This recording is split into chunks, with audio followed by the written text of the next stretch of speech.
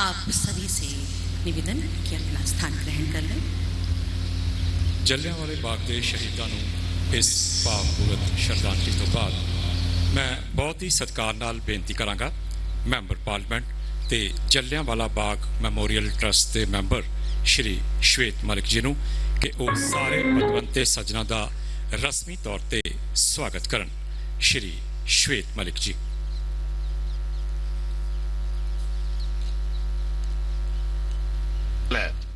किसी महान मनुख दा अपने शहर विच आना चंगी किस्मत की गल है।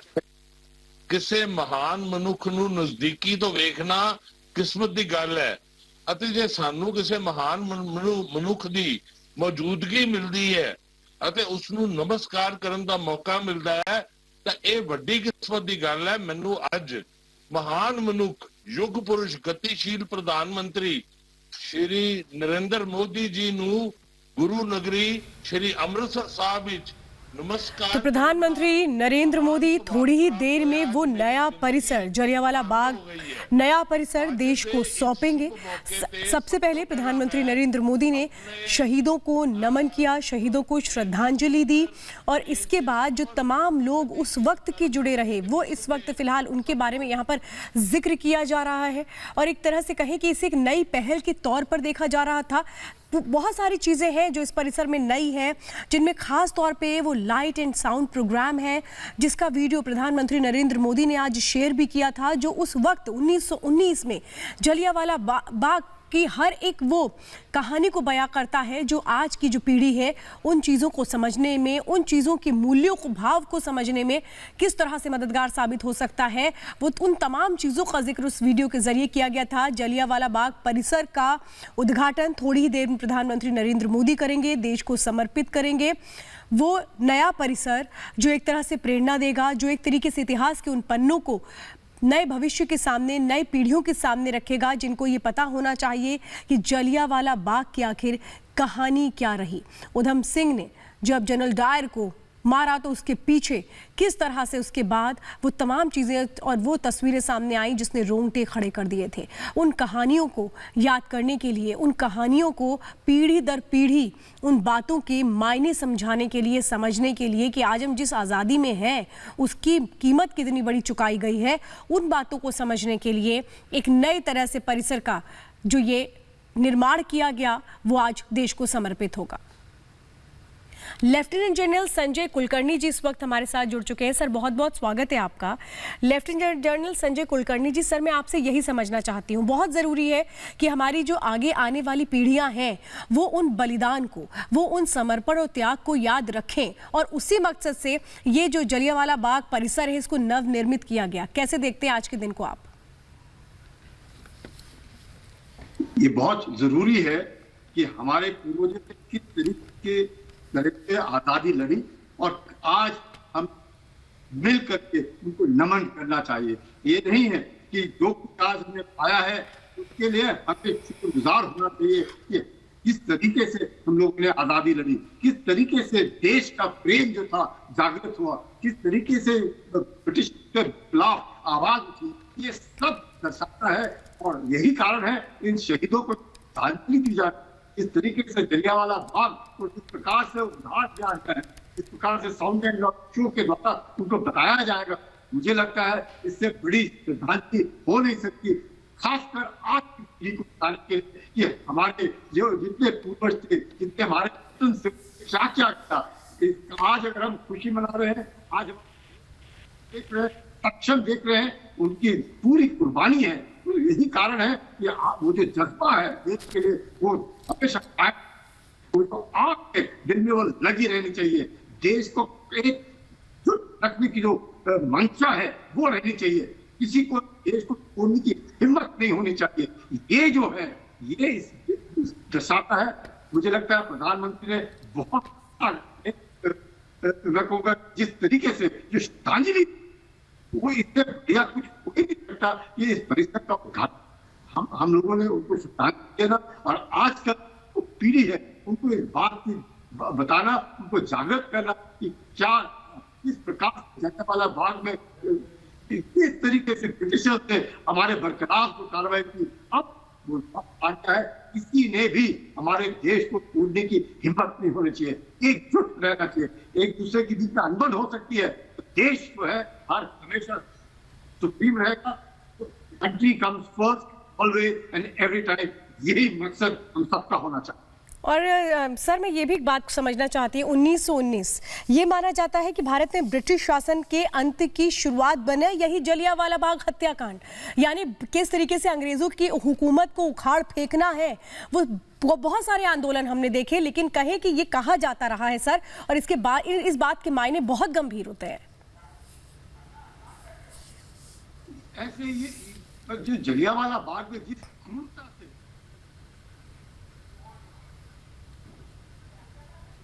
मुझे लगता है वो बात जो है वो साफ है। दायर के खिलाफ जो कार्रवाई होनी चाहिए थी वो मकसद, मतलब मेरा ये है कि जिस प्रकार से ब्रिटिशर्स ने क्रूरता पूर्वक जो काम किया उसके बरखिलाफ जो आवाज कर रहे ने ये जड़ा वाकयात होया मेरा ख्याल सारी दुनिया जानती है, लेकिन ये नहीं जानती कि 102 साल बेशक हो गए पर अज ताई असी नहीं जानते कि किन्ने उत्थे शहीद होए ने लोग। असी विसाखी खूनी विसाखी जी कहते ने 1919 की देख लो 102 साल हो गए, लेकिन साडे जिहड़े रिकॉर्ड दे विच है 488 बंदियां दी उत्थे शहादत हुई, लेकिन जेडे पिंडां च गए पिंडां च मरे, पिंडां जख्मां तो मरे, कुछ नहीं पता। ओहदी हुण असी research team Guru Nanak Dev university दी लगाई हुई है पता करन नूं कि किहड़े पिंड चों किन्ने शहादतां होईयां ने और की कुछ होया उत्थे। जरूरी है क्योंकि जलियांवाला बाग 6 किले दे विच बनाया सीगा और वो 6 किलियां दे विच 10,000 बंदे इकट्ठे हो गए सी, कोई जगह ही नहीं सी किते नूं खब्बे सज्जे जाण नूं। और जब डायर ने अपनी फौज नूं लिया के उत्थे फायरिंग कीती 1650 गोलियां चलियां तां उन्हां दा जिथों फायरिंग हुई और जिथे लोग उत्थे खड़े से सुन रहे से अपने लीडरां नूं, फासला सिर्फ 15 तो 17 गज तक सीगा। तो एक गोली शायद 2 या 3 या 4 दे विच दी लंघी होनी है। ताही जरूरी है पता करना कि किहड़े से वो शहीद जिन्हां ने उस दिन अपनी शहादत दी। और वो पिंडां पहला ही क्या होया है कि जिथे इन्हां दे पिंड ने असीं वो पिंडां विच स्पैशल ग्रांटां दे रहे हैं ताकि उन्हां दी याद उत्थे बनाई जाए। और ये इत्थे नहीं, ये तो इत्थों शुरुआत हुई है 1919 विच, इत्थों फिर जोर फड़िया साडी आज़ादी की लड़ाई च। और इत्थों एक नौजवान 2 दिनों बाद उत्थे आया और उत्थों लाल धरती जो खून नाल लिबड़ी हुई सी धरती, ओहदी मिट्टी चक के एक बोतल छोटी रख के कई साल अपने सराहने ते उत्थे मेज के उपर रखते से। ये कौन सी? शहीद उधम सिंह। और वो शहीद उधम सिंह मौका मिलिया उन्होंने जदों लंडन दे विच गए और क्लैक्सटन हॉल दे विच एक कुछ हिंदुस्तान बारे कोई उत्थे कोई चर्चा हो रही सी, वो जाके अंदर माइकल ओडायर जो गवर्नर सी जिन्हें हुक्म दिता सी उसने गोली मार के ख़त्म की थी। तो प्रधानमंत्री जी मेरी आपको एक बेनती है, मैं आपते एक्सटर्नल अफेयर्स मिनिस्टर नूं भी लिखी है कि वो जिहड़ी पिस्टल सी उधम सिंह दी और वो जिहड़ी उन्हां दी डायरी सी ओनू अगर यूके की सरकार नूं पुछ के असी वापस लियाए ताकि वो जिहड़ी साडी आज़ादी दी एक नुमाइश लगती है जिथे भी अपने उरे भी बना रहे हैं जलियांवाला बाग विच असी उधम सिंह दी उत्थे सुनाम भी बनाई है, उत्थे सारियां उन्हां दी चीज़ां असी रख सकीए ताकि आने वाली पीढ़ी देख ले और देख ले इन्हां दे बुजुर्गां ने अपने देश वास्ते, अपने पंजाब वास्ते, अपनी कौम वास्ते क्या कुर्बानियां उन्होंने दित्तियां। उन्हें सदा याद रखन कि जदों भी मौका आवेगा कि साडे पंजाब वास्ते या साडे देश वास्ते वो कुर्बानी की लोड़ पवे तो याद करो अपने बुजुर्गों नूं और वो बुजुर्गों की जो कुर्बानी दी है वो सदा सोडे नाल रहे। और मैं आज सिर्फ अरदास करदा अपने अकाल पुरख के चरणों च कि इन्हां दे पवित्र आत्मावां नूं अपने चरणों च निवाजन और सारे उन्हां दे परिवारां नूं उन्हां दे दिलां दे विच अपनी देश सेवा भर के रखन। जय हिंद। ਤੁਹਾਡੇ ਇਹਨਾਂ ਸ਼ਬਦਾਂ ਵਾਸਤੇ ਬਹੁਤ-ਬਹੁਤ ਧੰਨਵਾਦ ਮੁੱਖ ਮੰਤਰੀ ਸਾਹਿਬ।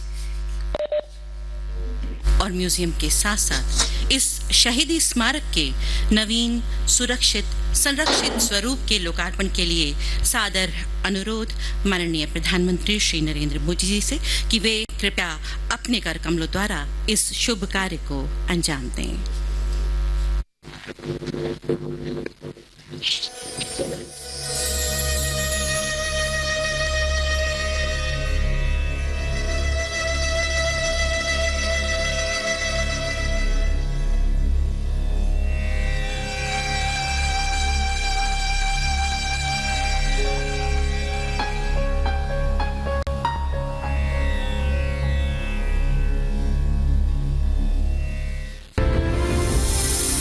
भारत भूमि की समृद्ध सांस्कृतिक और ऐतिहासिक विरासत हमारी अमूल्य धरोहर है। देश के यशस्वी प्रधानमंत्री श्री नरेंद्र मोदी की विजनरी लीडरशिप में हमारे ऐतिहासिक और सांस्कृतिक स्थलों और प्रतीकों को सहेजने के लिए लगातार प्रयास किए जा रहे हैं। प्रधानमंत्री जी के नेतृत्व में भारत सरकार ने पिछले कुछ वर्षों में विभिन्न राष्ट्रीय धरोहरों तथा ऐतिहासिक स्थलों का निर्माण तथा नवीकरण किया है ताकि हमारी नई और आने वाली पीढ़ियां उनसे प्रेरणा ले सकें। इसी विजन के साथ और आजादी के अमृत महोत्सव के अवसर पर जलियांवाला बाग राष्ट्रीय स्मारक को एक नई रूपरेखा में पुनः स्थापित किया गया है। जलियांवाला बाग, जहां अंग्रेज हुकूमत ने शताब्दी पहले क्रूरता और बर्बरता की सारी हदें पार कर दी थी। जलियांवाला बाग राष्ट्रीय स्मारक का नवीकृत परिसर देश के शहीदों के बलिदान से जुड़े इस स्थल को सम्मान और संवेदना की अनुभूति के साथ पुनः स्थापित करता है। शहीदों को अर्पित यह स्मारक उन सभी देशवासियों के बलिदान की याद ताजा करता है जिन्होंने भारत की आजादी के संघर्ष में अपना महत्वपूर्ण योगदान दिया। इस ऐतिहासिक स्मारक की अनुभूति की शुरुआत होती है प्रवेश द्वार पर शहीद उधम सिंह की प्रतिमा से। यहां से आगे बढ़ते हुए हेरिटेज एली में आप अनुभव करेंगे 1919 की बैसाखी के उत्सव में शामिल हुए लोगों के हर्षोल्लास का। प्रांगण में स्थापित जलकुंड शहीदों को अर्पित श्रद्धांजलि को निरंतर अभिव्यक्त करता है। इसके आगे पहली गैलरी पंजाब के समृद्ध इतिहास और अंग्रेजों के खिलाफ पंजाब के लोगों द्वारा देश विदेश में हुए आंदोलनों का वर्णन करती है। दूसरी गैलरी प्रथम विश्व युद्ध के दौरान अंग्रेजों द्वारा पंजाब का शोषण, रॉलेट एक्ट के निष्ठुर काले कानून का विरोध और हत्याकांड के पूर्व हुए घटना चक्र का उल्लेख करती है। साथ ही यह गैलरी उस निर्मम नरसंहार की एक जीवंत अनुभूति भी कराती है। गोलियों से बचने की आखिरी उम्मीद यह शहीदी कुआं उन मासूमों की असहाय चीखों को आज भी अपनी गहराइयों में समेटे हुए है। शहीदी के इस स्मरण के बाद तीसरी गैलरी उस निर्दयी हत्याकांड के बाद समस्त देशवासियों की एकजुटता को अभिव्यक्त करती है। बेगुनाहों के जिस्मों को भेद कर निकली वो गोलियां आज भी बाग की दीवारों में निशान के रूप में अंकित हैं।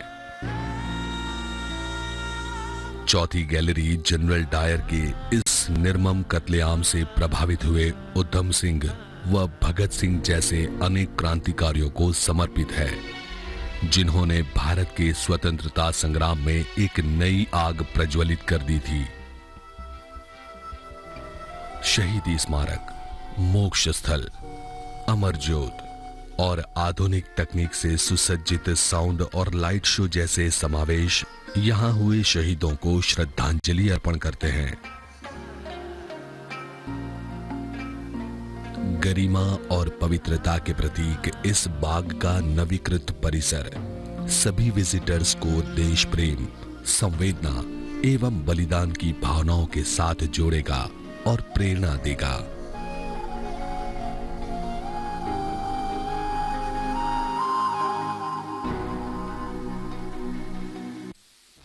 और प्रेरणा देगा।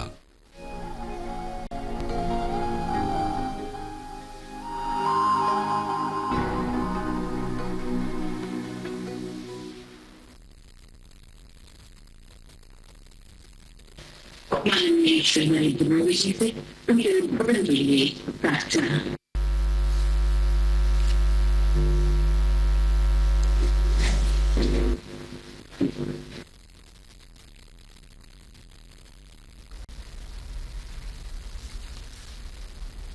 पंजाब के राज्यपाल श्री वीपी सिंह बदनौर जी, पंजाब के मुख्यमंत्री कैप्टन अमरिंदर सिंह जी, केंद्रीय मंत्रिमंडल में मेरे सहयोगी श्री जी किशन रेड्डी जी, श्री अर्जुन राम मेघवाल जी, श्री सोम प्रकाश जी, संसद में मेरे सहयोगी श्री श्वेत मलिक जी, कार्यक्रम में जुड़े सभी आदरणीय मुख्यमंत्रीगण, जनप्रतिनिधिगण, शहीदों के परिवारजन, भाइयों और बहनों, पंजाब की वीर भूमि को, जलियांवाला बाग की पवित्र मिट्टी को मेरा अनेक अनेक प्रणाम। मां भारती की उन संतानों को भी नमन जिनके भीतर जलती आजादी की लौ को बुझाने के लिए अमानवीयता की सारी हदें पार कर दी गई। वो मासूम बालक बालिकाएं, वो बहनें, वो भाई जिनके सपने आज भी जलियांवाला बाग की दीवारों में अंकित गोलियों के निशाने में दिखते हैं। वो शहीद कुआं जहां अनगिनत माताओं बहनों की ममता छीन ली गई, उनका जीवन छीन लिया गया, उनके सपनों को रौंद डाला गया, उन सभी को आज हम याद कर रहे हैं। भाइयों और बहनों, जलियांवाला बाग वो स्थान है जिसने सरदार उधम सिंह, सरदार भगत सिंह जैसे अनगिनत क्रांतिवीरों, बलिदानियों, सेनानियों को हिंदुस्तान की आजादी के लिए मर मिटने का हौसला दिया। 13 अप्रैल 1919 के वो 10 मिनट हमारी आजादी की लड़ाई की वो सत्य गाथा, चीर गाथा बन गए, जिसके कारण आज हम आजादी का अमृत महोत्सव मना पा रहे हैं। ऐसे में आजादी के 75वें वर्ष में जलियांवाला बाग का स्मारक का आधुनिक रूप देश को मिलना हम सभी के लिए बहुत बड़ी प्रेरणा का अवसर है। ये मेरा सौभाग्य रहा है कि मुझे कई बार जलियांवाला बाग की इस पवित्र धरती पर आने का, यहां की पवित्र मिट्टी को माथे पर लगाने का सौभाग्य मिला है। आज जो रेनोवेशन का काम हुआ है, उसने बलिदान की अमर गाथाओं को और जीवंत बना दिया है। यहां जो अलग अलग गैलरी बनाई गई हैं, जो दीवारों में शहीदों के चित्र उकेरे गए हैं, शहीद उधम सिंह जी की प्रतिमा है, वो सब हमें उस कालखंड में लेकर जाते हैं। जलियांवाला बाग नरसंहार से पहले इस स्थान पर पवित्र वैशाखी के मेले लगते थे।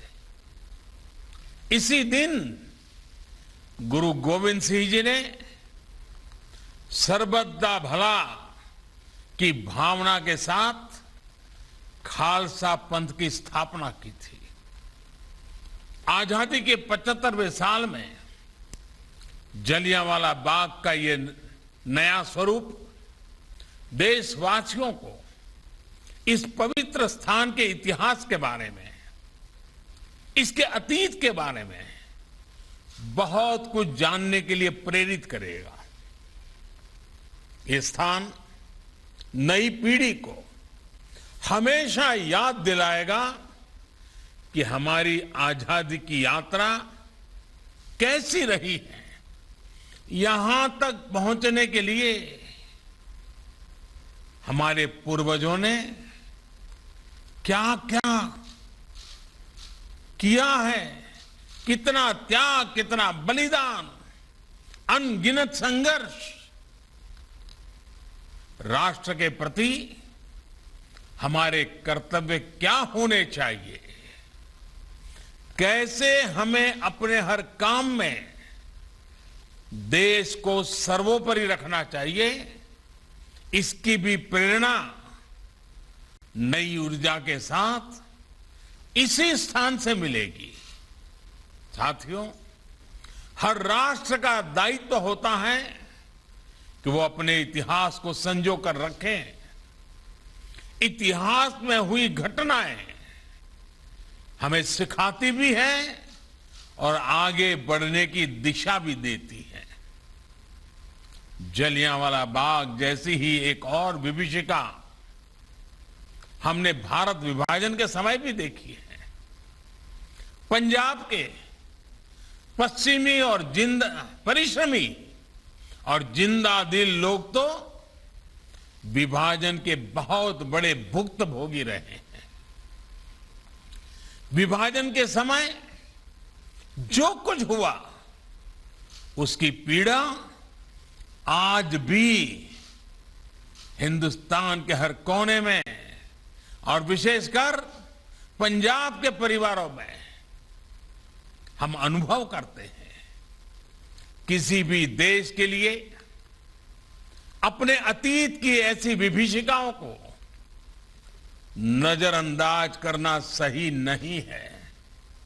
इसलिए भारत ने 14 अगस्त को हर वर्ष विभाजन विभीषिका स्मृति दिवस के रूप में आने वाली पीढ़ियों को याद रखें, इसलिए इसे मनाने का फैसला किया है। विभाजन विभीषिका स्मृति दिवस आने वाली पीढ़ियों को भी याद दिलाएगी कि कितनी बड़ी कीमत चुकाकर हमें स्वतंत्रता मिली है। वो उस दर्द, उस तकलीफ को समझ सकेंगे जो विभाजन के समय करोड़ों भारतीयों ने सही थी। साथियों, गुरुबानी हमें सिखाती है, सुखू होवे सेव कमाणियां, अर्थात सुख दूसरों की सेवा से ही आता है। हम सुखी तभी होते हैं जब हम अपने साथ साथ अपनों की पीड़ा को भी अनुभव करते हैं।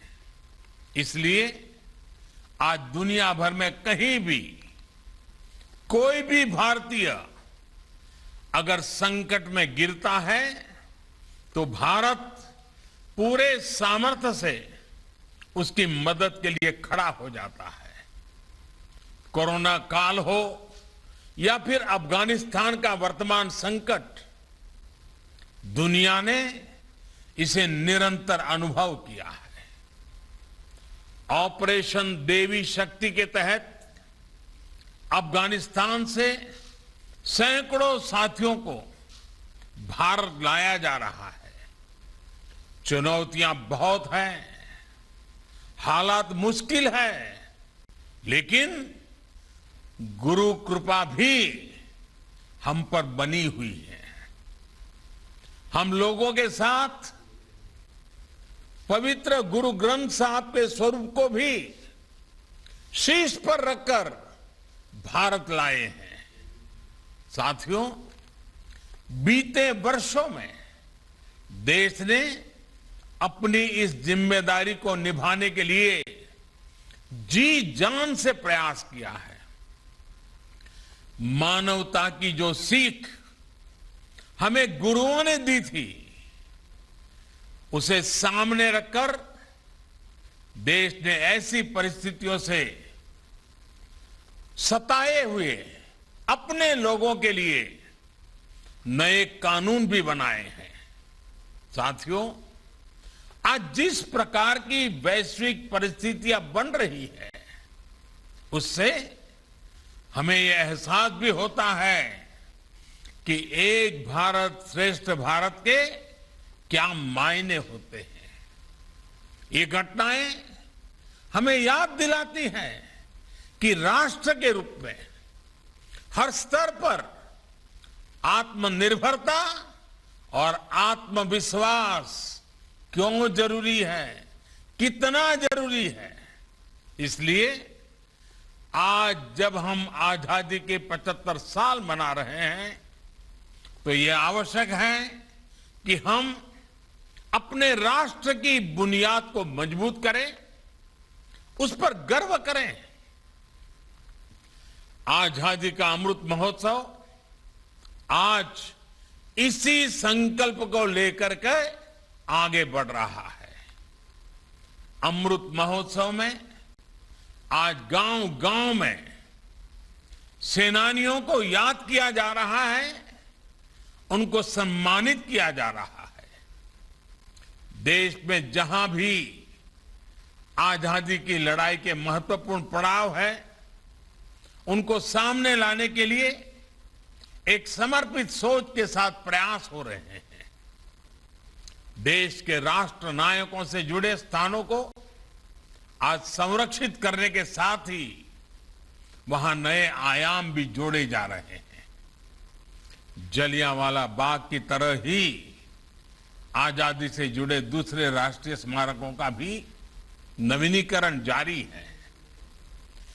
इलाहाबाद म्यूजियम में 1857 से लेकर 1947 की हर क्रांति को प्रदर्शित करने वाली देश की पहली इंटरैक्टिव गैलरी, इसका निर्माण जल्द ही पूरा हो जाएगा। क्रांतिवीर चंद्रशेखर आजाद को समर्पित यह आजाद गैलरी सशस्त्र क्रांति से जुड़े वहां उस समय के दस्तावेज, कुछ चीजें, उसका भी एक डिजिटल अनुभव देगी। इसी प्रकार कोलकाता में विप्लवी भारत गैलरी के में भी क्रांति के चिन्हों को भावी पीढ़ी के लिए आधुनिक तकनीक के माध्यम से आकर्षक बनाया जा रहा है। इससे पहले सरकार द्वारा आजाद हिंद फौज के योगदान को भी इतिहास के पिछले पन्नों से निकालकर सामने लाने का प्रयास किया गया है। अंडमान में जहां नेताजी ने पहली बार तिरंगा फहराया, उस स्थान को भी नई पहचान दी गई है। साथ ही अंडमान के द्वीपों का नाम भी स्वतंत्रता संग्राम के लिए समर्पित किया गया है। भाइयों और बहनों, आजादी के महायज्ञ में हमारे आदिवासी समाज का बहुत बड़ा योगदान है। जनजातीय समूहों ने त्याग और बलिदान की अमर गाथाएं आज भी हमें प्रेरणा देती है। इतिहास की किताबों में इसको भी उतना स्थान नहीं मिला जितना उनको मिलना चाहिए था, जिसके वो हकदार थे। देश के 9 राज्यों में इस समय आदिवासी स्वतंत्रता सेनानियों और उनके संघर्ष को दिखाने वाले म्यूजियम पर भी काम चल रहा है। साथियों, देश की ये भी आकांक्षा थी कि सर्वोच्च बलिदान देने वाले हमारे सैनिकों के लिए राष्ट्रीय स्मारक होना चाहिए। मुझे संतोष है कि नेशनल वॉर मेमोरियल आज के युवाओं में राष्ट्र रक्षा और देश के लिए अपना सब कुछ न्यौछावर कर देने की भावना जगा रहे हैं। देश को सुरक्षित रखने के लिए पंजाब सहित देश के कोने कोने को जो हमारे वीर सैनिक शहीद हुए हैं, आज उनको उचित स्थान और उचित सम्मान मिला है। इसी प्रकार हमारे पुलिस बेड़े के लोग, हमारे जो पुलिस के जवान हैं, जो हमारे अर्धसैनिक बल हैं, उनके लिए भी आजादी के इतने दशकों तक देश में कोई राष्ट्रीय स्मारक नहीं था। आज पुलिस और अर्धसैनिक बलों को समर्पित राष्ट्रीय स्मारक भी देश की नई पीढ़ी को प्रेरित कर रहा है। साथियों, पंजाब में तो शायद ही ऐसा कोई गांव, ऐसी कोई गली है जहां शौर्य और सुरवीरता की गाथा न हो। गुरुओं के बताए रास्ते पर चलते हुए पंजाब के बेटे बेटियां मां भारती की तरफ टेढ़ी नजर रखने वालों के सामने चट्टान बनकर खड़े हो जाते हैं। हमारी ये धरोहर और समृद्ध हो, इसके लिए निरंतर प्रयास किए जा रहे हैं। गुरु नानक देव जी का 550वां प्रकाशोत्सव हो, गुरु गोविंद सिंह जी का 350वां प्रकाशोत्सव हो, या फिर गुरु तेग बहादुर जी का 400वां प्रकाशोत्सव हो, ये सभी पड़ाव सौभाग्य से बीते 7 सालों में ही आए हैं। केंद्र सरकार ने प्रयास किया है कि देश में ही नहीं बल्कि पूरी दुनिया में इन पावन पर्वों के माध्यम से हमारे गुरुओं की सीख का विस्तार हो। अपनी समृद्ध धरोहर को भावी पीढ़ियों तक पहुंचाने के लिए काम लगातार जारी है। सुल्तानपुर लोधी को हेरिटेज टाउन बनाने का काम हो, करतारपुर कॉरिडोर का निर्माण हो, ये इसी प्रयास का हिस्सा है। पंजाब की दुनिया के अलग अलग देशों से एयर कनेक्टिविटी हो, या फिर देश भर में जो हमारे गुरुस्थान है उनकी कनेक्टिविटी हो, उसको सशक्त किया गया है। स्वदेश दर्शन योजना के तहत आनंदपुर साहिब, फतेहगढ़ साहिब, फिरोजपुर, अमृतसर, कटखड़ कला, कलानौर, पटियाला हेरिटेज सर्किट को विकसित किया जा रहा है। कोशिश ये है कि हमारी ये समृद्ध विरासत भविष्य की पीढ़ियों को प्रेरित भी करती रहे और पर्यटन के रूप में रोजगार का साधन भी बने। साथियों, आजादी के ये अमृतकाल पूरे देश के लिए बहुत महत्वपूर्ण है। इस अमृतकाल में हमें विरासत और विकास को साथ लेकर चलना होगा और पंजाब की धरती हमें हमेशा हमेशा से इसकी प्रेरणा देती रही है। आज ये जरूरी है कि पंजाब हर स्तर पर प्रगति करे, हमारा देश चहुं दिशा में प्रगति करे। इसके लिए हमें मिलकर काम करना होगा। सबका साथ, सबका विकास, सबका विश्वास और सबका प्रयास की भावना के साथ साथ हमें काम करते रहना होगा। मुझे पूरा विश्वास है कि जलियांवाला बाग की ये धरती हमें हमारे संकल्पों के लिए सतत ऊर्जा देती रहेगी और देश अपने लक्ष्यों को जल्द पूरा करेगा। इसी कामना के साथ एक बार फिर इस आधुनिक स्मारक की बहुत बहुत बधाई, बहुत बहुत धन्यवाद।